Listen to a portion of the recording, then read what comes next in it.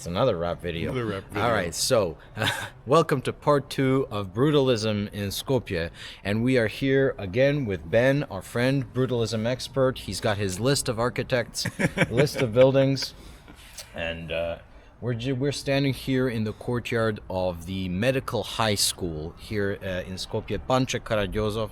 Now I can go into a whole rant about how our education system has a medical high school, but I'd rather give the floor to Benjamin. Again, this is one of the more well-known buildings that if you look up brutalism in Skopje, it's one of the ones you'll find more. It's also done by Konstantinov, who also Konstantinov, who also did the telecom and a couple other buildings here, Nikola Karev High School, some others like this. This, again, if you remember the telecom, they had the kind of rounded balconies out. This is the same sort of thing here. And again, the circles, the geometric look to it. It's repeated in tiles on the ground over there. But this is very distinctive.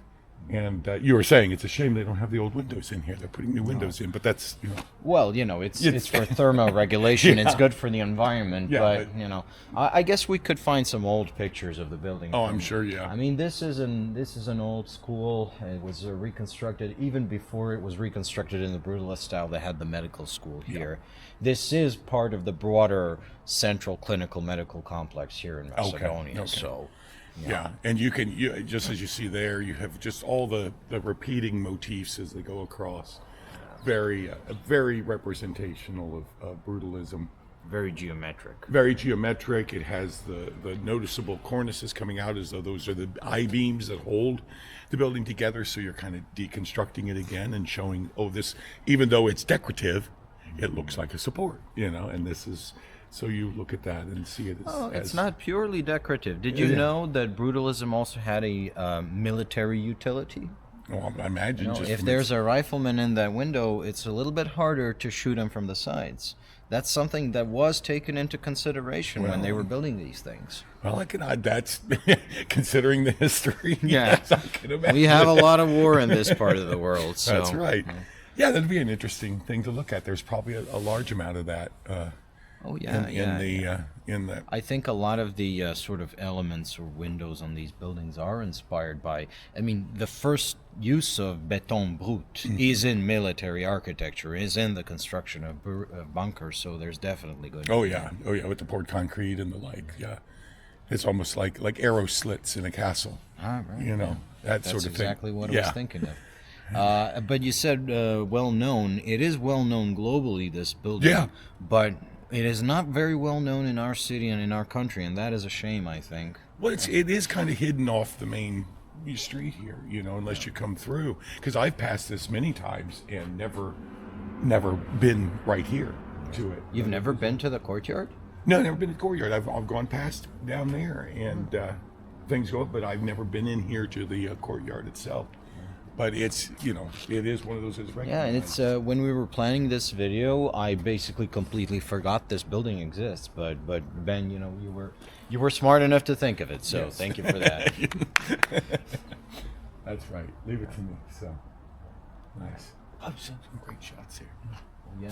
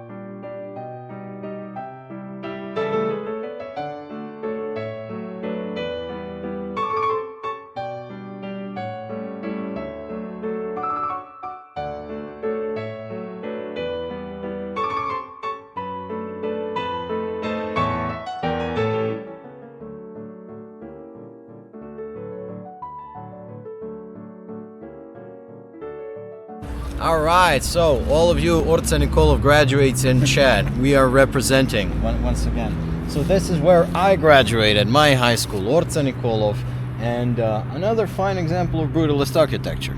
Wouldn't you agree? Yes, and would you say it was built in 1970s, early 70s? So yeah, again, the brick, the concrete with the repeated geometric motifs on it. Yes, definitely very, very. And you were talking about the ceiling inside too, with the way it's very similar to those. So these look like overlapping computer boards to me, which is, I guess, appropriate, but because this was the mathematical, electric, and electronic Hochschule for a very long time before being reorganized into a general gymnasium in the 90s. So, right, it's a very I guess it's the whole form follows function thing again. There was an architecture that reminded me of the when we were out at Milos at the university, that said that a building the buildings like this were stone libraries. They were and the concrete and the rigids were the books. Yeah. So again, you're using computer script, but it's the same thing. Yeah. So unfortunately, the premises are gated and we cannot no longer enter. But I mean, if you come here on a working day, it's usually open and nobody asks too many questions. I think if you just want to take a stroll around the grounds, which are very nice. I have some very fond memories from here, and that's my school.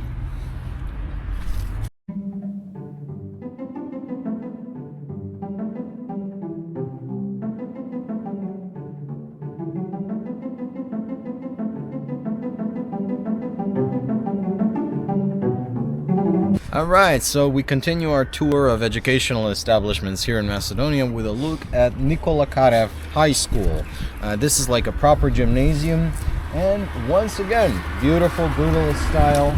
You got the, like you said, repetition, the beton brute, the moisture stains on concrete. We love those. And of course the cool fountain, which is not working right now, which would have been cool to have in. And this is also Nikola Konstantinov, the same one that did the other high school, or not the other high school we looked at, but the first place we looked at, he did the post, the telecom, and the post office and telecom. So he did building, Nikola Karev too. Yeah, you can see that sort of in the pillars, in the just square pillar aspect. Yeah, this is his, also his. Oh, the medical school. He did the medical school, the medical high school. So, that was his also. Right.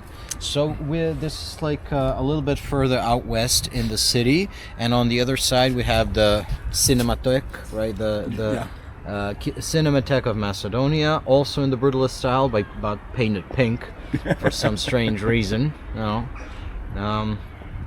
They're probably built about the same time, I would imagine, or something. Yeah, they are very similar in style. They have, I suppose, the school is a little bit softer, rounder edges, where they like the sharp edges over there. Yeah, this is just because this is all like moving out from the center after, so like 70s, 80s, things moved out after as they built. So this was more of a suburb at that time, probably now than it's even. Now it's really built up. Although I think even at the time it was sort of like a self-contained neighborhood. Yeah. So this was the gymnasium. So we have a different school system here than America. This is like a general gymnasium for this neighborhood. You got vocational schools all around, but this was the main gymnasium where people went. Yeah, the idea was to have the convenient city idea. The 15-minute city is what the Europeans used to call it. And that everything was within 15 minutes walking. So your school, your parks, your grocery stores, everything was close by. Yeah. And in America, we call it, urban renewal, where you like tore down a bunch of places and you made a place where you had living space, office space, living place, apartments, living space. Where we live in Southwest Washington is very much that way. They tore out the old and put in the new. And that's kind of what they were doing here, to make everything be convenient to you. Yeah. And now it's not convenient because they move everything out. Well, in Skopje still, you can more or less reach everything you need to reach in 15 minutes. Yeah. I suppose the only things that's changed over the year have been the workplaces. And then there was a period of about 15 years where the party places all sort of congregated in the center of the city. But then now what we're seeing is this trend with this new generation of young people. They do most of their socializing and partying in their neighborhoods. Yeah. Not in the city centers. So No, it's different generation, different, So, things. but you still got the problem of the workplaces. Like, Yeah. Workplaces. That's why we have so many cars in this city, I suppose. Yeah. But the idea was to hopefully eliminate the cars and make the cars not as important. Yeah. Because Make them a everything, luxury. everything Yeah. would be right here that you could get to, and you didn't have to wander too far. And you lived your whole life. The way a Salo would be. You lived your whole life in a village or something like that. That's the idea of it. That's, I believe, what they were trying to achieve with this. And Karev used to have a reputation as a great school, and now that's changed. But we're not going to talk about that on this channel. Yeah, you might have some graduates there that might not take too kindly to it. So yeah, that's Nikola Karev High School. That's good. Use, my position considered the first.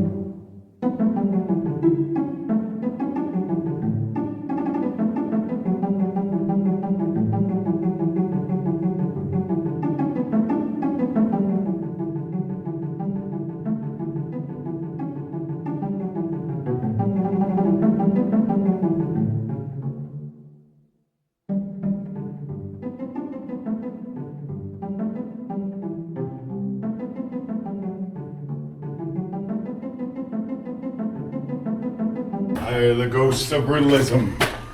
This, the Domche. The cultural center of, I can never pronounce the neighborhood. Dormitory. This was the cultural center. It was part of the whole idea of the 15-minute community. The idea that you had it here. This, what did I say? This is Kirill Majakovsky designed it. It's the smallest brutalist building he ever did. And he designed the One of the smallest Museum on the planet, I think. the Museum of Macedonia he also did. But this is one of the smallest brutalist buildings around. And evidently, from what Nick tells me, it was at one time. It's been several things since then. Yeah. And it's kind of been left to rot, but it's I think it was a library and like you said, a community center, rec center, cultural center.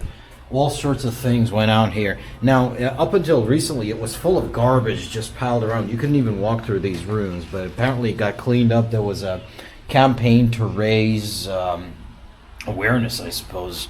to try to save it. Yeah. And maybe that's working. I think the municipal government wanted to sell the land to a developer. Then there was an outrage. And it should be, because like I said, this is a very distinctive building. You go out and look at the flying wings on the side. Oh yeah, we're going to record from the outside. Yeah. And besides, I want to get out. I don't want to step on a rusty nail or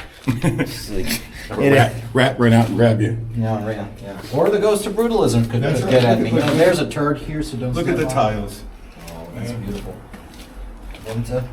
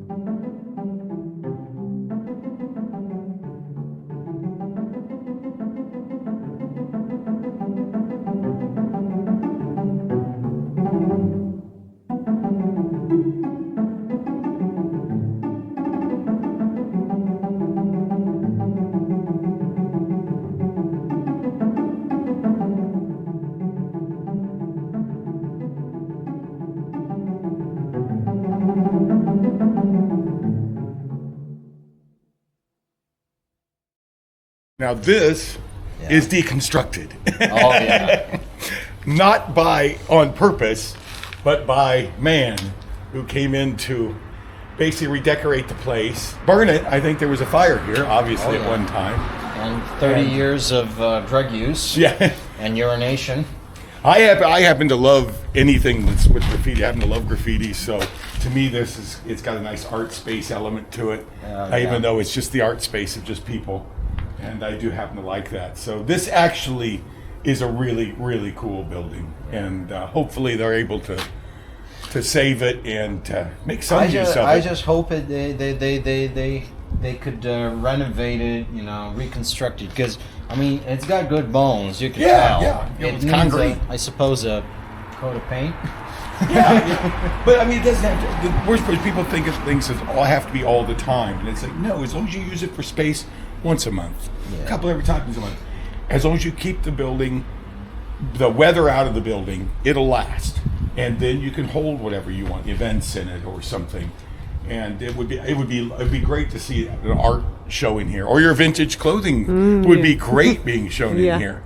Now, if the more public spaces you have, well, then you sort of stimulate the creativity of people. A lot of people don't really think I should do X, I should do Y, because, well, where are you going to do it? Space matters, place matters, accessibility to place matters, and that's why they put this here in the city, in the idea of having city within a city. That everything's right here. It's a cultural center, a school, a church, and whatever. Right, we are here out a little bit ways from the center, out west in Western Skopje. This is a nice upper middle class neighborhood, you could say. And like I said about the school, everything except people's workplaces is actually within 15 minutes of here. And if we could just lick that problem, this would be a very nice city to live in. But yeah, it's a nice area. But ever since you showed me this building, I was like, oh, this is always stuck in my mind. Yeah, as something. I think we passed by here like several months ago. It was at night. It was night, and this place was still overflowing with garbage. It was dilapidated, and it was before they wanted to sell the land to a developer. And we had been walking here for so long that I just sort of think about this place as a monument to wasted potential, you could say. But maybe we're lucky now. Maybe it'll change. Now, yeah. After making a show of just how non-Christian I am, that's a massive.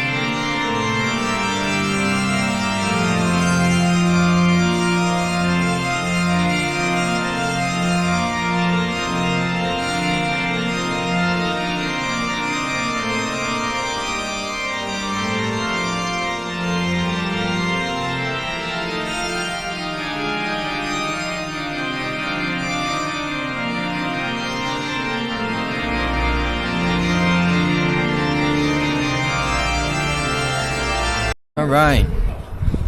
Okay, so I guess we are here, the crown jewel of Macedonian brutalism, the Goce Delchev student dormitory. Okay, you don't have to record us, and it is as imposing and as terrifying as it looks. Yeah, but Huge. You would be terrified as a student coming in. You hopefully become. Yeah, these are some of the most. This is one of the most iconic ones here, and this was designed by Georgi, not to get him confused with Konstantinov, but Konstantinovsky. Georgi Konstantinovsky. Yeah. Which is different than Georgi? Janko Konstantinov. Georgi, so that's pronounced Georgi. Yeah, all it's right. totally different.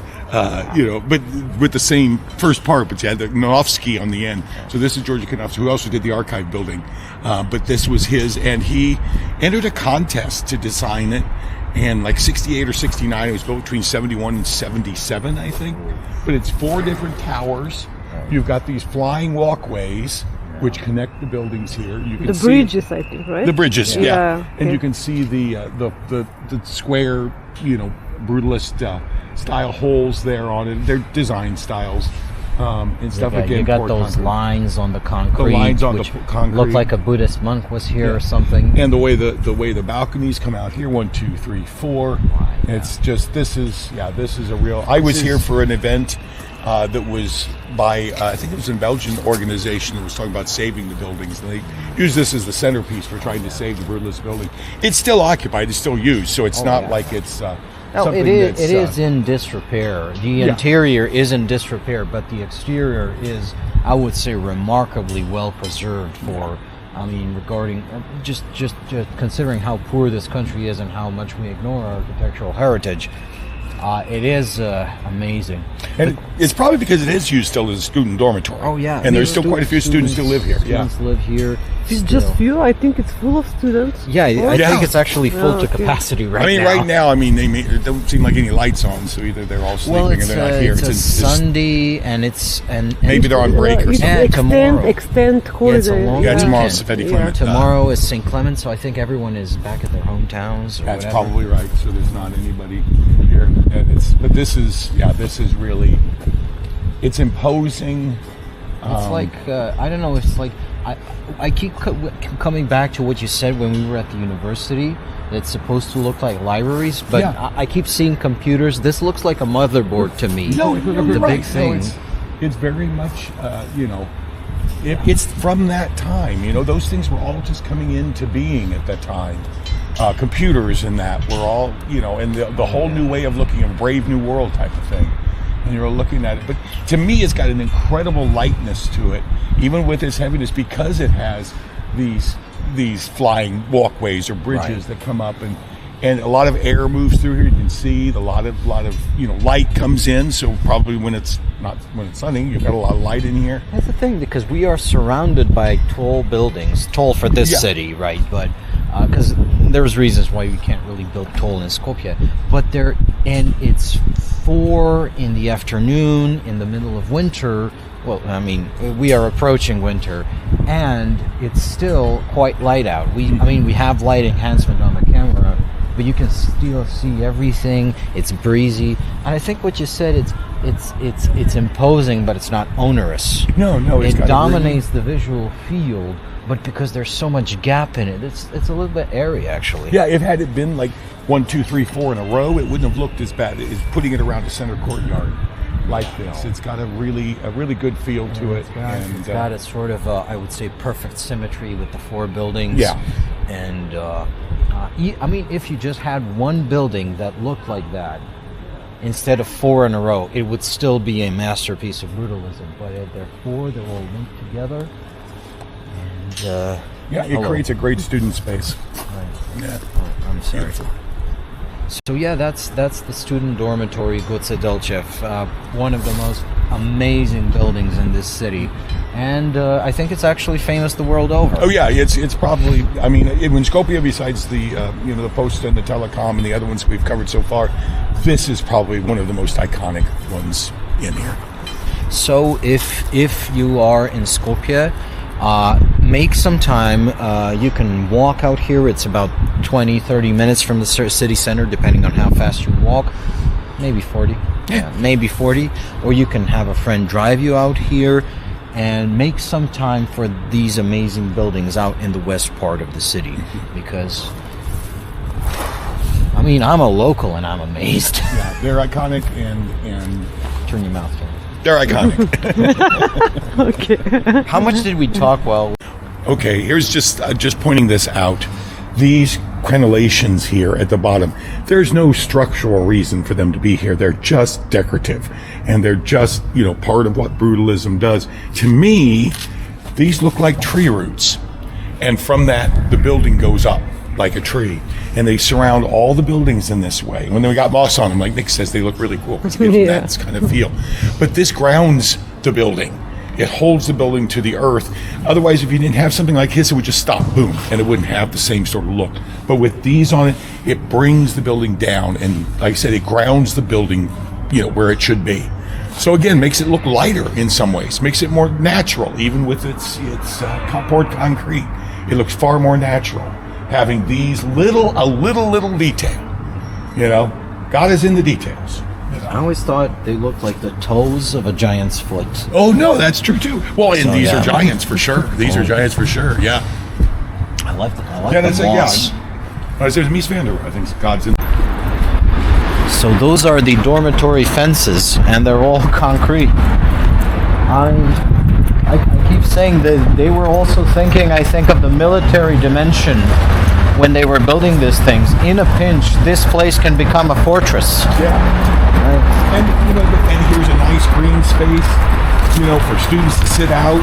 Right. And you've got the wall. This is a nice space. This is a good space. Yeah, it's open to the public, so people from the neighborhood can come out. This Oh, would be a look at nice that! shop here. Look at that! Wow. See, they got people in there too.